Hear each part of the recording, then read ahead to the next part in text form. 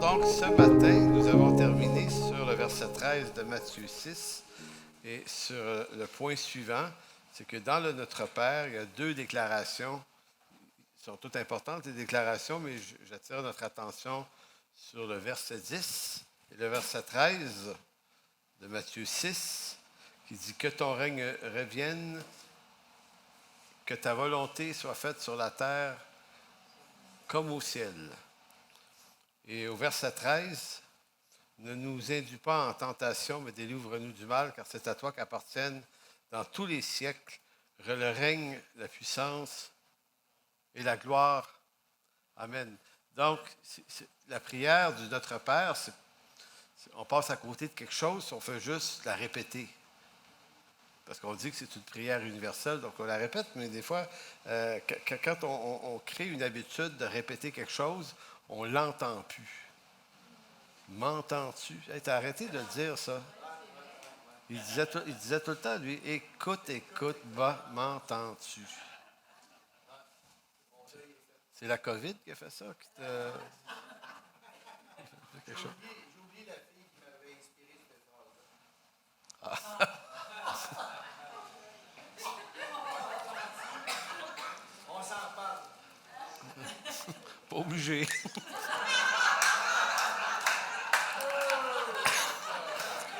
OK. Donc, je suis complètement sorti de mon truc. Donc c'est ça. Maintenant, tournez dans Éphésiens chapitre 1, verset 7. J'ai évoqué cette idée-là que l'Écriture a de la suite dans ses idées. C'est-à-dire que nous, nous, peut-être pas vous, là, mais moi, en tout cas, j'ai longtemps lu l'Écriture comme étant une suite de textes empilés et un par-dessus les autres. Et puis, on ne voit pas nécessairement rapidement le rapport qu'il y a entre tous ces textes-là, autant de l'Ancien Testament par rapport au Nouveau Testament. Puis un des exemples les plus pertinents de ça, c'est le livre de l'Apocalypse. On ne comprend rien à l'Apocalypse tant qu'on ne comprend pas bien l'Ancien Testament, parce que l'Apocalypse, c'est un livre dont il y a au-delà de 200 occurrences dans l'Ancien Testament. Donc, Jean a pris des morceaux d'Ancien Testament, qu'il introduit dans son livre de l'Apocalypse. Donc, il fait un usage qu'on appelle très, très, très symbolique dans son discours. Maintenant, si on essaie d'interpréter ça littéralement, on va avoir un gros, gros problème. Ça va faire arriver des affaires qui ne se peuvent pas. Donc, si on comprend l'usage que l'Ancien Testament faisait de ces choses-là, bien là, on comprend mieux. Bref, ça, c'est vrai de l'Ancien et du Nouveau Testament, mais c'est vrai d'un livre à l'autre dans la Bible. Donc, les évangiles qui nous présentent l'histoire de Jésus avant la crucifixion disent des choses, les évangiles, et ces choses-là, plusieurs de ces choses-là ont leur accomplissement par la suite. Donc, le livre des Actes, notamment, il y a plein d'accomplissements qui avaient été annoncés dans les évangiles par Jésus. Mais l'apôtre Paul aussi va dans ses lettres inspirées du Saint-Esprit nous dire des choses qui ont des liens avec les évangiles. Donc, si dans la prière du Notre Père, il nous est dit, ou il leur était dit à eux, les apôtres, de prier pour que ton règne vienne et que ta volonté soit faite sur la terre comme au ciel, bien, le règne de Dieu commence à la résurrection de Christ. Donc, Jésus est en train, et là, c'est pourquoi insister là-dessus? Et c'est parce que la prière, comment vous dire? Vous avez trouvé ça peut-être un peu curieux, ce que je vais vous dire là. On ne prie pas pour convaincre Dieu de faire arriver des choses. C'est comme si Dieu ne savait pas exactement quoi faire, puis il disait, ben, éclairez-moi par vos prières. Là. Nous autres, on dit, OK, Seigneur, fais ça, sauve lui, sauve l'autre, change ci, change ça. Puis c'est comme s'il n'y avait pas, l'avenir n'était absolument pas dessiné. Comme si donc, dessiner, le mot dessin, comme si Dieu avait pas de dessin, j'allais dire, était un sans dessin, mais ça ben non, mais c'est quelqu'un qui n'a pas de dessin, il est sans dessin.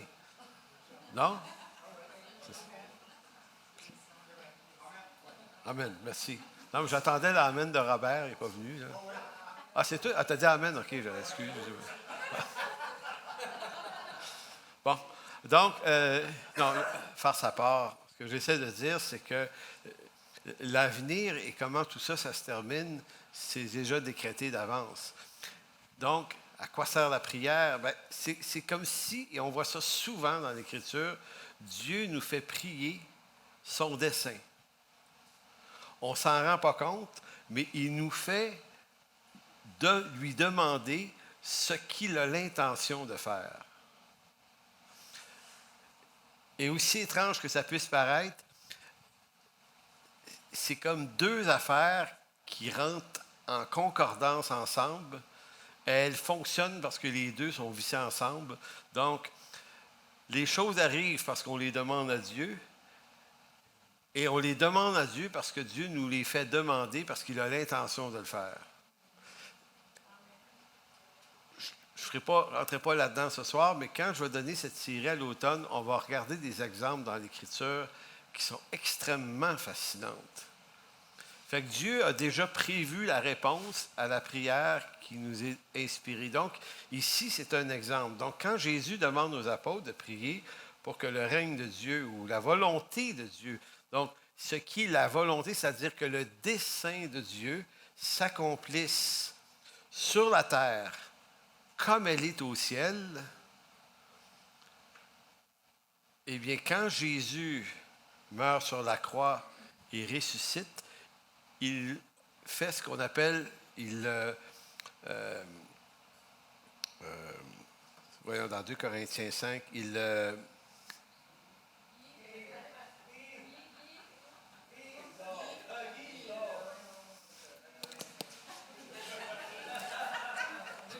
y a un mot, c'est ce mot-là. Réconcilie. Hey, il n'est pas dur ce mot-là pourtant. Oui, il faisait trop soleil aujourd'hui. Donc, Dieu était en Christ, réconciliant le monde, donc ce qui est d'en bas, avec lui, des choses d'en haut. Donc, Dieu a déjà accompli par Jésus-Christ cette nécessité. Donc, la volonté de Dieu, aujourd'hui, en Jésus-Christ, elle est accomplie. Maintenant, c'est une question de temps qu'on entre dans la plénitude, dans la pleine réalité de cet accomplissement. Et c'est là que, si on va dans Éphésiens 1,7, je vais lire la version Sommaire. En Christ, écoutez, là, chaque phrase dit quelque chose. Là.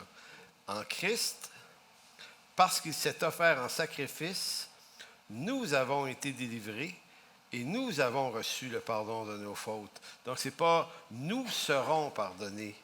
Nous avons été délivrés. Maintenant, vous dites « oui, mais j'ai encore des problèmes ». Ce n'est pas ça le point. Dans ta réalité humaine, oui, mais dans ta réalité d'élu et de sauvé, c'est déjà accompli. Tu sais, c'est pour ça qu'on dit que ça ne se perd pas, une affaire comme ça.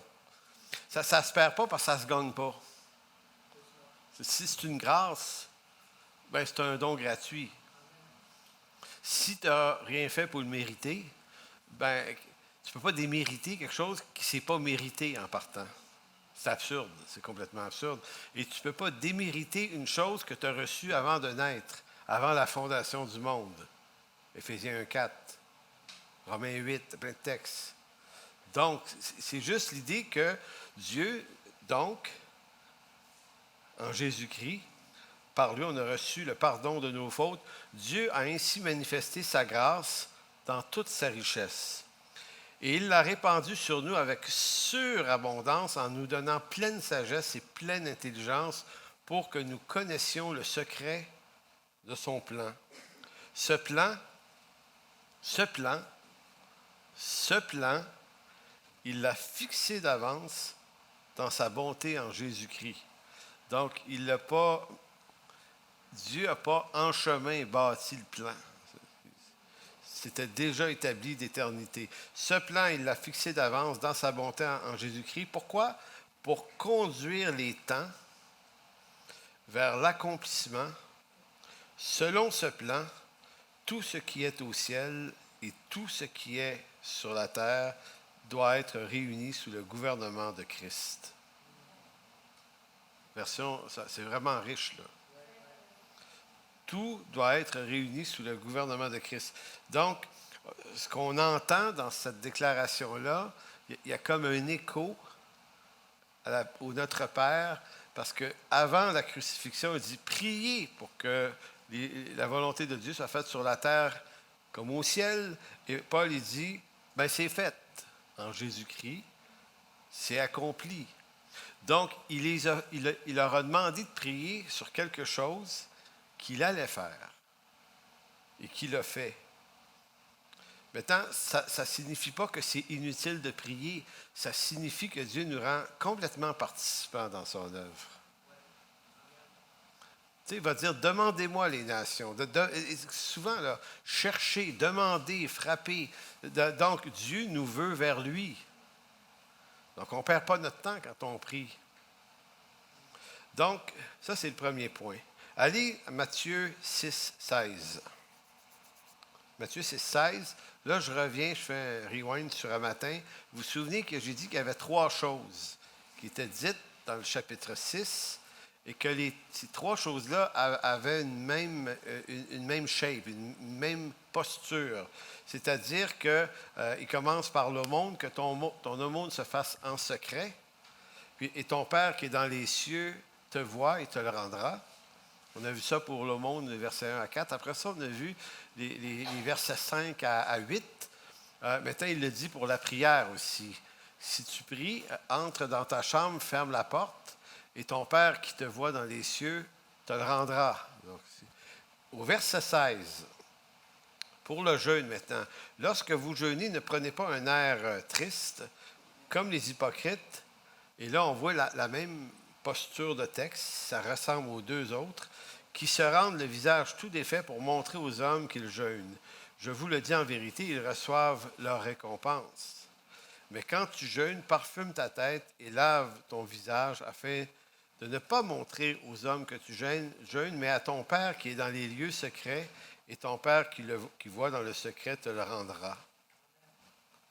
Donc, on pourrait dire que dans Matthieu chapitre 6, un des idées clés du texte, c'est « Et ton Père qui te voit, qui voit dans le secret, te le rendra ». Donc, qu'est-ce qui est surtout important dans ce chapitre-là? Parce qu'on pourrait retenir surtout le Notre Père, mais le Notre Père, il s'intercale dans cette idée-là. Pourquoi cet énoncé semble tellement important pour Jésus? Puisqu'il répète à 3 reprises cette idée-là, ton Père qui voit dans le secret te le rendra, bien, parce que dans la prière, dans la Nouvelle Alliance, ce qu'on remarque, c'est qu'on passe d'une prière de peuple à une prière de l'individu. J'ai dit ça matin, la vie en Christ, c'est d'abord et avant tout une vie d'intimité avec Dieu. On est tous des souverains sacrificateurs. On a tous accès derrière le voile déchiré. Ça n'a pas rapport à ce qu'on pense de nous, là. Ça a rapport à ce voile qui est déchiré et l'accès qui nous est maintenant ouvert. Donc, on parle maintenant d'une nouvelle forme. Puis, ce qui doit être dit, au fond, la posture, j'ai toujours de misère à l'expliquer avec précision, cette affaire-là, parce qu'il y a des nuances. C'est un peu comme si on est appelé à marcher avec Dieu, hein? Mais par rapport aux gens qui nous voient, on est appelé à être discret. Pas discret au sens de ne pas parler de l'Évangile ou de Jésus, là. Mais le premier verset du chapitre 6, c'était, je vais vous le lire. Il dit, gardez-vous de pratiquer votre justice devant les hommes pour être vus, autrement vous n'aurez point de récompense auprès de votre Père. Donc ça, c'est le premier verset. Et il donne 3 exemples sur faire en sorte que notre justice ne paraisse pas à travers l'aumône, la prière et le jeûne. Et on peut ajouter un paquet d'autres choses à ça. Donc, le focus du chapitre 6, c'est apprendre, et c'est peut-être une des choses les moins évidentes, c'est apprendre à être capable de vivre vraiment devant Dieu. extrêmement facile à dire, mais c'est une autre histoire de le vivre, surtout si on fait des bonnes choses. Il y a comme dans nos cœurs une démangeaison de le faire savoir. On dirait qu'on a besoin de cette approbation des autres, du regard des autres. Puis dernièrement, on se disait à l'Église, chez nous, les anciens, tout ça, là, on se disait, est-ce qu'on est prêt comme Église à ne pas parler en dehors de notre Église des missions qu'on soutient et ce qu'on fait? Tu sais, de dire, gars, Seigneur, tu nous demandes de vivre ça en secret, puis que ça ne devienne pas une pub pour montrer comment notre Église est bonne ou meilleure que les autres. Tu sais, parce que ça existe, là, cette vaine compétition. J'accuse personne, c'est dans nos cœurs. C'est là, ça nous habite, ce genre d'affaires-là, tout le monde. Et c'est comme s'il y a quelque chose dans Matthieu 6 qui est comme une espèce d'antidote à cette tendance-là. Et non seulement le Seigneur nous demande-t-il de faire ces choses-là devant lui, mais il nous dit que si on apprend à le faire devant lui, il va nous le rendre. Fait que c'est une bénédiction. Évidemment, il y a des vocations aussi. Évangélistes, pasteurs, docteurs, chantres, plein de ministères de service. On s'entend qu'il y a des ministères publics aussi. Donc, ce n'est pas en train de dire, il ne faut pas faire de ministère public. Sinon, il faudrait que j'enseigne depuis mon chalet. Il ne faut pas être vu des hommes. Non, mais des fois, il y a des gens qui deviennent extrêmement radicaux. Ils appliquent quelque chose, ils ne sont pas en train de voir l'équilibre des affaires. Et seulement ceux qui sont absolument remplis du Saint-Esprit entendraient ce que je suis en train de dire devant le miroir là-bas. Là. Ça ne fait pas de sens. Un chantre ne peut pas chanter ses chansons le dimanche dans sa chambre tout seul, la porte fermée. Mais néanmoins, ça nous envoie quand même un message à ceux qui ont un ministère public d'apprendre à le faire sans chercher la notoriété puis la gloire des hommes. Et c'est extrêmement insidieux. On est même assez fort pour être capable d'imiter l'humilité et la repentance publiquement. On est tellement capable de faire des choses pour attirer de l'attention sur soi. Donc, c'est un peu comme si ce règne-là, de la quête du regard des autres en Jésus-Christ, ça doit comme de plus en plus mourir. Je dis de plus en plus parce que c'est pas... c'est un apprentissage. Il faut apprendre à rendre toute gloire au Seigneur, à ne pas la chercher pour nous-mêmes. Puis si Dieu nous utilise, parce que Dieu va nous utiliser, il va vous utiliser pour faire des choses extraordinaires en son nom, pratiquez l'art de la discrétion.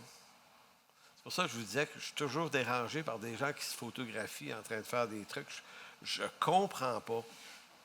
Je me dis, est-ce qu'ils lisent?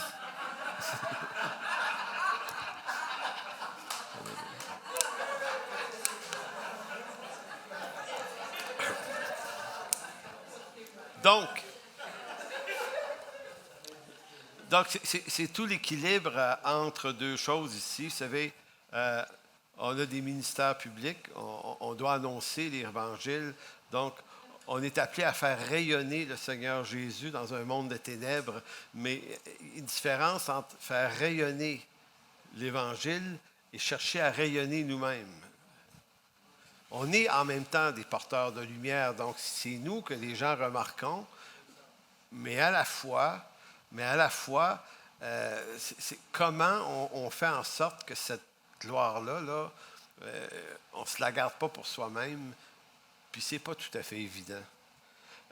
Et puis on peut exagérer parce que dans les années 40 ou 50, en Angleterre, il y avait des mouvements de piété qui, eux, voulaient tellement obéir à ça qu'ils ont écrit des livres et ils ne signaient pas leur nom.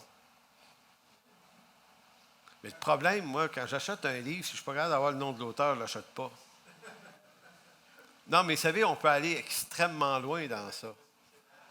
Alors, l'idée ici, c'est pas d'essayer d'entrer dans un espèce de truc comme si la piété, c'est c'est le déni d'existence. C'est pas ça, l'humilité. Euh, L'humilité, c'est la capacité qu'on a de honnêtement rendre toute la gloire à Dieu et devant Dieu, d'être capable de l'affirmer. Donc, c'est l'équilibre entre deux choses. Tu sais, c'est un peu comme si je vous disais, se nourrir, c'est un besoin absolument essentiel. Trop se nourrir, c'est pas bon. Ben, c'est la même chose. Donc, on va vivre, on va exprimer, on va faire le ministère public. Donc, on va le faire, mais c'est comme si c'est nécessaire. Mais attention. Donc, il y a plein d'autres domaines. Tu sais, faire du sport et se garder en santé, c'est une excellente idée. Mais se construire un corps d'athlète pour le seul plaisir d'exposer son corps d'athlète, si on ne participe jamais à aucune compétition. Je dis ça parce que moi, quand j'étais jeune, j'allais faire du ski à Saint-Sauveur. Et, et à cette montagne-là, je ne sais pas si tu savais ça, là, mais il y avait des gens qui s'achetaient des kits là, de skieurs avec des super bons skis, puis des bottes, puis ils n'allaient pas faire du ski. Ils allaient au bar. Vous saviez ça? C'est quand même.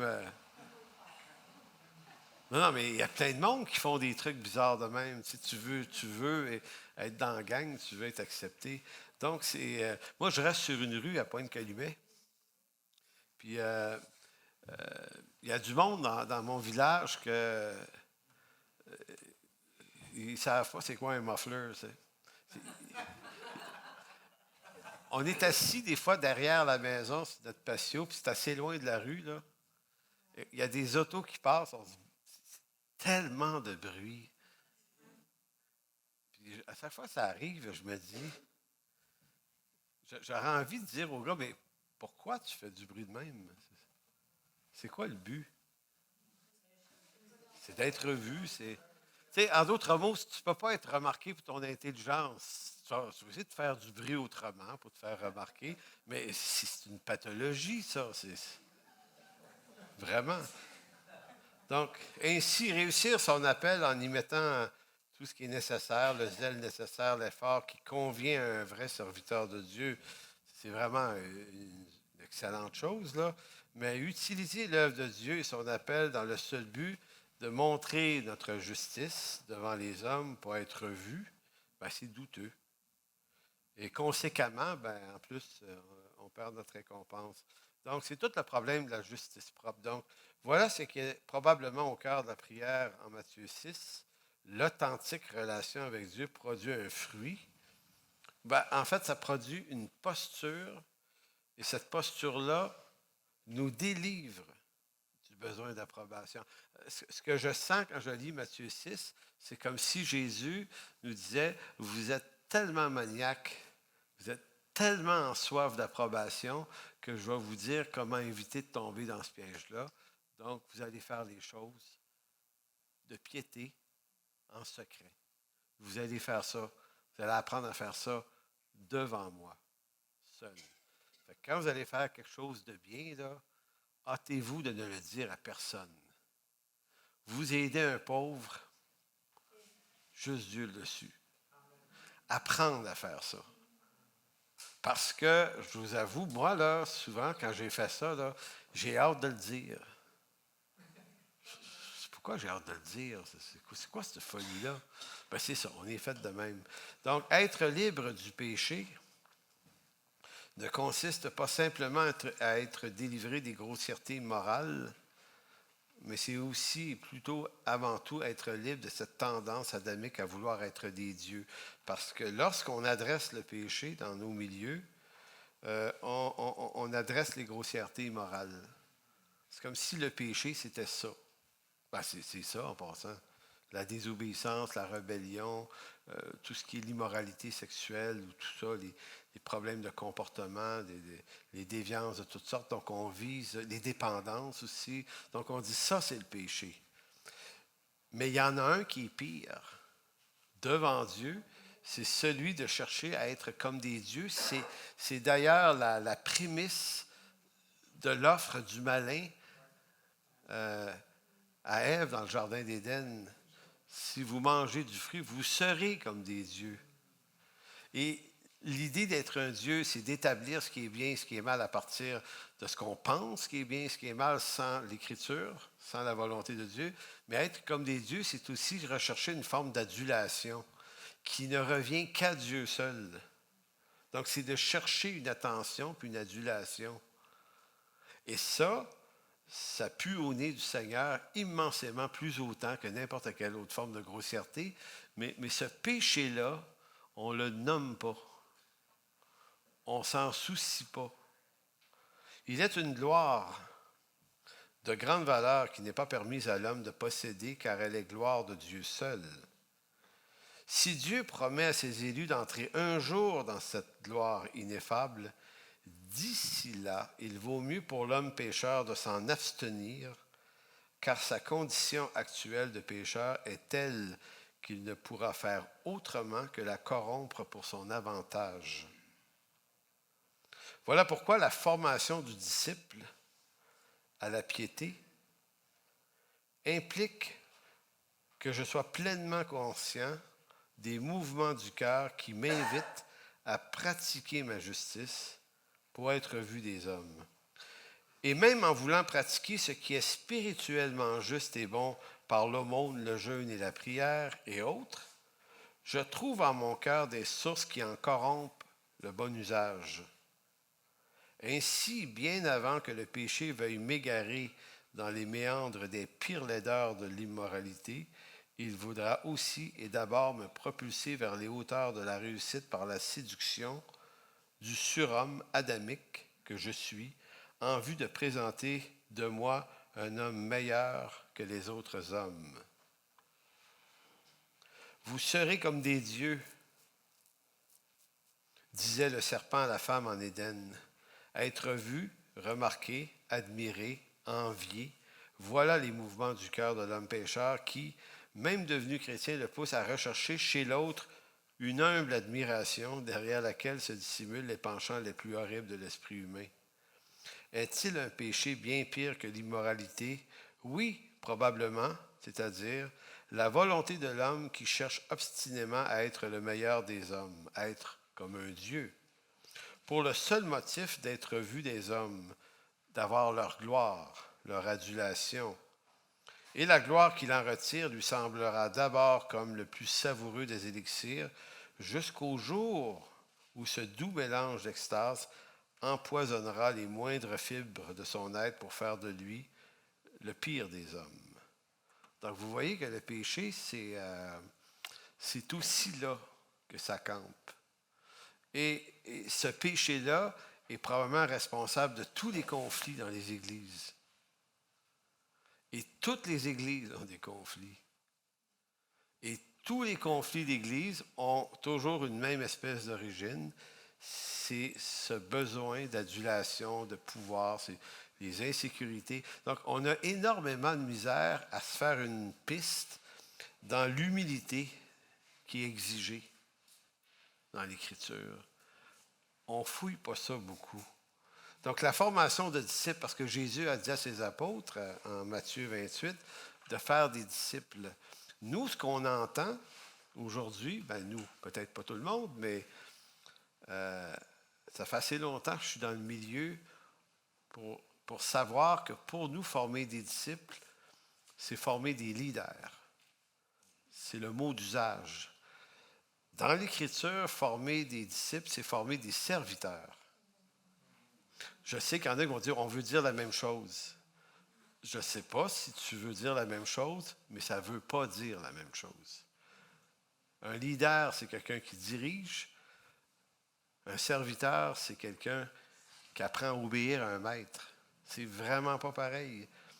Mais on est au 21e siècle où on pense de façon darwinienne, c'est-à-dire qu'on va chercher les plus aptes au milieu de nous en se disant, eux autres vont nous faire gagner du terrain davantage que les moins aptes. Évidemment, il faut prendre des gens capables, des gens engagés, c'est vrai. Mais la formation de disciples dans l'Écriture ne consiste pas d'abord à former des leaders au charisme indéniable, ni apprendre à des gens ou des hommes comment rayonner eux-mêmes au nom de Jésus en maîtrisant les méthodes de communication qui excitent la foule. Former un disciple, c'est d'abord le former à la piété. Et Matthieu 6, c'est un texte de grande piété. Être pieux, c'est avoir une vie riche, mais aussi discrète et cachée devant Dieu. La piété, c'est d'être riche, et il y a juste Dieu qui sait. Ou à peu près. Encore là, ça se discerne, ça se voit quand quelqu'un est riche en Christ en passant. Je ne suis pas en train de dire qu'il ne faut pas que ça se voit. Il y a une différence entre « il ne faut pas que ça se voit » et « il ne faut pas vouloir le montrer à tout prix ». Si on ne le montre pas puis ça se voit, c'est à la gloire de Dieu, là. Être pieux, ce n'est pas être sans faute ni sans péché, mais c'est apprendre à discerner les mouvements de ses propres égarements. Un homme, une femme pieuse se voit. Il le voit. Il n'est pas aveugle de sa condition. Être pieux, c'est de ne plus se laisser vaincre, ou c'est d'apprendre à trouver les moyens de ne plus se laisser vaincre par ses propres tendances, notamment ses propres tendances de caractère. J'avais une discussion avec quelqu'un dernièrement qui me disait avoir un conflit avec une autre personne. Puis cette personne-là me dit « Ouais, mais tu sais, ce qu'elle voudrait, au fond, c'est que je ne sois plus moi-même. » Puis moi, ben, je suis moi-même. Puis moi, ben, c'est pas faux, mais c'est pas vrai. C'est vrai qu'on ne peut pas être autre que ce qu'on est. On est ce qu'on est. C'est comme ça. Mais c'est pas vrai. C'est pas vrai qu'il faut rester de même nécessairement s'il y a des penchants dans nos cœurs qui agressent les gens autour. Je veux dire, il faut apprendre à se repentir de ça. Il y a quelqu'un qui avait dit un jour, comment c'était dit cette histoire-là? Dieu nous aime assez pour ne pas nous laisser comme ça. Je ne sais pas si ça vous dit quelque chose, cette phrase-là. Il nous aime beaucoup, mais il nous aime assez pour ne pas nous laisser de même. Donc c'est pour ça que, tu sais, le psaume 37, il dit « Laisse la colère, abandonne la fureur, ne t'irrite pas, ce serait mal faire. » Donc, il y a plein de trucs comme ça dans l'Écriture qui font partie d'un exercice de la piété. Quand je vous disais tout à l'heure que pendant des années, j'ai passé 7-8 ans en colère, littéralement, là. À un moment donné, ce qu'il faut comprendre, c'est que quand on est gagné par la colère, on ne le voit pas, là. Nous, on se voit juste. J'ai raison. Et ce que je me disais tout le temps, c'est que tous les chrétiens dormaient, personne ne voyait ce qui se passait. On a l'impression d'être le seul qui comprend la grosse affaire qui est en train de se passer, puis tout le monde dort, puis dort au gaz, puis moi je vois, puis j'ai entendu des gens dire ça pendant la pandémie, là. Ça m'assommait d'entendre ça parce que c'est mon ancien discours, ça. Puis là, je comprenais que quand ils disent, je sais comment ils pensent dans leur tête. Tu es emprisonné dans une certitude. Ça a été tough sortir de là. Parce qu'il faut avouer qu'on s'est trompé. C'est tough, ça. Puis c'est tough quand notre erreur est connue de bien du monde. Puis tu es obligé de dire, regardez, non, c'était pas une bonne idée. Puis par quoi j'ai pu me rendre compte que je n'étais pas dedans? Bien, par le fruit de l'esprit. Le fruit de l'esprit, mais le fruit de l'esprit, c'est quoi? C'est l'amour, la joie, la paix, la patience, l'amabilité, la bonté, la fidélité, la douceur, la maîtrise de soi. C'est exactement ce que je n'étais pas.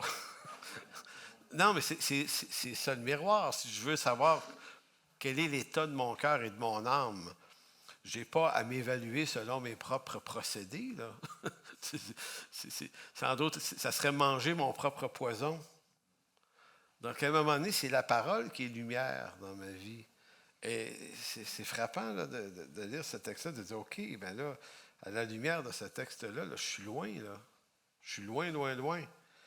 Donc, c'est pour ça qu'être pieux, c'est être riche d'une vie intérieure avec Dieu qui se traduit par un esprit paisible, un esprit de douceur, tranquille, qui cherche la paix. Puis chercher la paix sans pour autant entrer dans le compromis. Ce n'est pas la paix au prix du compromis pour autant, mais c'est quand même tout un esprit. Donc, vous voyez, moi, c'est ce que j'entends quand je lis Matthieu, là, puis je regarde où le Seigneur essaie de nous amener dans ce long chapitre-là, qui a 34 versets, je pense. C'est quand même intéressant de voir la disposition du texte. Si vous avez l'occasion, d'ici la fin de la semaine, prenez le temps tranquillement de lire ce texte-là parce que vous allez vous rendre compte qu'il y a des éléments dans le Notre Père sur Donne-nous notre pain quotidien. Ce qui est dans les 4-5 versets de Notre Père revient après. Sur la question du pain quotidien, plus loin dans le même chapitre, Jésus va dire « Qui de vous, par ses inquiétudes, peut étirer sa vie d'une longueur de coudée? » Puis après ça, il va parler de ce dont on va être vêtu, de ce dont on va être nourri. Il va dire ça, c'est les païens qui les cherchent les choses. Vous cherchez le royaume de Dieu. Donc, tout le texte est bâti sur cette même posture, une vie plus discrète avec Dieu, où nos attentes sont déposées à ses pieds. Donc, en conclusion, on va lire le verset 1 et le verset 33 de Matthieu 6. Juste pour remarquer quelque chose. Et c'est souvent comme ça, bien qu'on ne le remarque pas souvent, c'est qu'il y a des séquences dans l'Écriture qui commencent par une déclaration. Et il faut se rendre compte que des fois, un chapitre, des fois 2 chapitres plus loin, des fois moins, il y a un autre verset qui vient faire miroir à l'autre. Il vient conclure, mais des fois, il s'est tellement dit de choses entre les deux qu'on ne le remarque pas. Donc, au verset 1, Jésus avait dit « Gardez-vous de pratiquer votre justice devant les hommes pour être vus. Autrement, vous n'aurez point de récompense auprès de votre Père qui est dans les cieux. » Et au verset 33, « Cherchez premièrement le royaume et la justice de Dieu. » Donc, qu'est-ce qui revient dans l'effet miroir? C'est justice. Le premier dit de ne pas pratiquer votre justice devant les hommes. Et le verset 33, « Donc, cherchez plutôt le royaume de Dieu et sa justice à lui. Et toutes ces choses vous seront données par-dessus tout. » Et le « toutes ces choses », c'est toutes ces choses qui sont mentionnées dans le texte du chapitre 6, le vêtement, la nourriture, tout ce qui est nécessaire. Tu sais, il va dire, votre Père sait que vous en avez besoin. Donc, il va y pourvoir. Donc, mettez pas votre inquiétude dans ça. En d'autres mots, vous savez, de l'énergie à mettre. Il dit, cherchez plutôt le royaume de Dieu et la justice de Dieu. Donc, et on pourrait presque entendre dans ça que c'est ici un peu l'antidote à notre recherche de gloire, à notre recherche de réussite à nous. Donc, rechercher le royaume de Dieu, rechercher ce qui avantage le royaume et la gloire de Dieu est une piété beaucoup plus utile. Vous savez, je vais conclure en disant une chose assez simple. J'ai donné ma vie à Jésus-Christ en 1983. Ça va faire 40 ans l'année prochaine. Je suis devenu pasteur en 88. Ça, c'est dans le temps que ça arrivait vite, là. Et puis, j'ai fait ce métier-là depuis ce temps-là, jamais arrêté. Là. Donc, ça fait 88 à 2022, ça fait quoi, ça? 34 ans? OK, c'est ça. Et, comment vous dire? Arrive un moment dans ta vie où tu te dis, OK, il en reste moins devant qu'il y en a de passé en arrière. C'est ça, là. J'ai beaucoup plus de choses à dire sur ce qui est arrivé que sur ce qui s'en vient. Évidemment. Et est arrivée cette idée, pour moi, qui est devenue extrêmement claire, qui est devenue une des plus grandes priorités de ma vie, c'est que pour ce qui reste à vivre, là, dans le monde dans lequel on est, là, qui s'enfonce dans la confusion de plus en plus, il va falloir que ce qui reste soit le plus honnêtement possible au service de la gloire de Dieu. Parce que j'ai fait bien des affaires et aujourd'hui, je me dis, j'aurais pas dû faire ça. J'aurais pas dû aller là. J'aurais pas dû. J'ai fait bien des affaires. Bien, bien, bien des affaires, bien des choix, brassé plein d'affaires. Et je dis souvent au Seigneur, c'est de valeur que c'est plus tard qu'on se rend compte que c'était pas très utile, telle décision. Puis on était dans la dynamique de vouloir être quelqu'un, puis de vouloir réussir. Puis le pastorat, là, c'est une drogue là, pour beaucoup. Là. C'est faire partie d'un certain jet set. Là, puis c'est de partenir à quelque chose, puis d'avoir un rayonnement, puis se faire un nom. Puis il y en a qui vont dire, ah, c'est pas vraiment comme ça. C'est vraiment comme ça. J'habite ce milieu-là. J'ai tombé dans ces pièges-là. Je vois des confrères tomber dans ces pièges-là. Il y a comme un appétit, il y a comme une soif dans ça. Puis on finit par se rendre compte que c'est un poison vif. C'est pour ça que quand on replace l'Écriture comme une autorité sur nos vies, on se dit, OK, quand je lis Matthieu 6, je me dis, hey, c'est incroyable. J'ai l'impression d'avoir jamais lu ça, moi, avant, ces textes-là. Pourtant, c'était là. Je lis ma Bible, moi, là, mais comment ça se fait que j'ai jamais été capté par l'essentiel de ces textes-là? Parce que ce qui est sûr, là, ce qui est absolument sûr, c'est que je vais mourir. Pas bientôt, j'espère. Mais, et que je vais le rencontrer, moi, le Seigneur, puis vous autres aussi, vous allez le rencontrer. Puis là, tu dis, OK, puisque ça, c'est les choses qui sont les plus certaines, je vais mourir et je vais rencontrer Dieu. Pourquoi pas consacrer ce qui reste de nos vies à faire sa volonté? Là, puis là, par là, je ne veux pas dire faire des énormes choses, là. Juste apprendre à le connaître, puis à saisir les occasions qu'il va nous donner pour qu'on puisse le faire connaître, puis aimer les gens. On essaie d'inciter dans notre Église pour s'édifier, s'encourager. Hein, c'est vraiment une valeur très, très forte. On n'a pas 1000 projets. On n'en veut pas 1000 projets. On n'en veut plus des projets. On ne veut pas de projets qui nous occupent tellement qu'on n'a plus le temps de prendre du temps avec Dieu, tellement qu'on est occupé à réussir des affaires. Donc, c'est comme une espèce de retour pour dire, bon, ben, on va juste connaître le Seigneur, le faire connaître, s'encourager, s'édifier, prendre du temps ensemble. Pour nous, la pandémie, ça a été un moment de rassemblement. Ça nous a renforcés, ça ne nous a pas posé de problème du tout. Au contraire, on a pris plus conscience qu'il y avait des gens qui étaient isolés, il y a des gens qui souffraient. Donc, on a décidé, on dit, ben, voici ce qu'on va faire. On se disait ça souvent. Hein? On dit, OK, on va appeler des gens cette semaine. On se disait ça, appeler des frères, des sœurs dans l'Église, jaser avec un puis l'autre. En tout cas, c'était pas appelé pareil. C'était, on va arrêter de juste se demander comment on va, puis on va demander à d'autres comment ils vont. Puis c'est incroyable comment c'est un médicament fantastique. S'intéresser aux autres.